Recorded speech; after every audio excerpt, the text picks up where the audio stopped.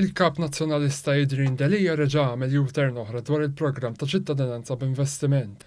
Mistoqsi minn One News jaqbilx li l-programm tal-IIP jingħalaqx jew jiġi sospiż kif kien qal li għandu jsir f'Ottubru li għadda u għalik ikun jista' jkompli, Delija issa qed jgħid li għandu jingħalaq. U aħna rridu nwaffqu.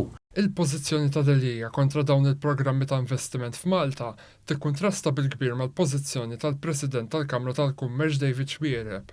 F'intervista ma' The Malta Independent huwa stqar li l-iskema tal-IIP fis-Sireġġi tal-Malta.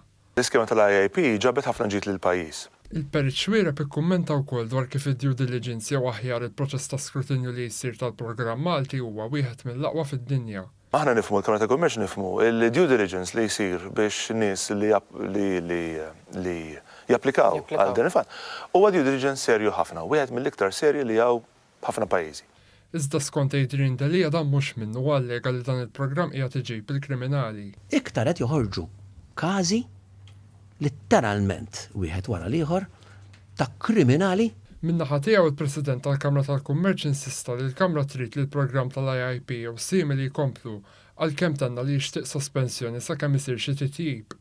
Għal kontrarju ta' dak li ddikjara wkoll Delija, il-Perit Xwiereb innota li t-titjib tal-programm kien diġà diskuss mal-Ministru Byron Camilleri s-Segretarju Parlamentari Alex Muscat. Intant wara nofsija jikkundanna lil kulħadd mingħajr riservi, il-ġurnalisti staqsew dwar il-futur politiku tiegħu. Given all that you've just mentioned, you'd expect the PM to be making some headway in the polls. You'd expect to be gaining. Illum ma ġejx biex nitkellem dwar l-expectations.